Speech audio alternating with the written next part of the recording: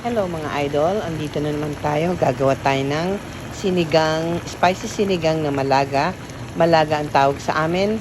Doon sa iba ang tawag nila ay samaral or kitong. Igigisa natin yung sibuyas, bawang at luya.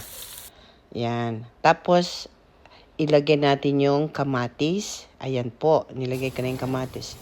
Pag naigisa nyo na doon sa kamatis, lagyan nyo na rin siya ng sinigang pangkamyas at saka nyo ihulog yung isda, yung malaga. Malaga ang tawag sa amin yan. Pakuluin at lutuin siya. Lutuin siya ng medyo matagal ng konti kasi mataba po yan eh. At yan ho, nakikita nyo naman, nilalagyan ko siya ng cherry pepper. Yan yung maanghang.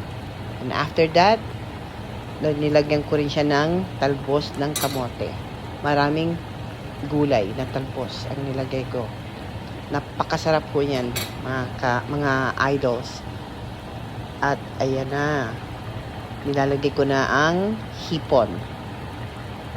Nako, aywan ko lang kung hindi kayo mapapa-analyze sa sinigang nito.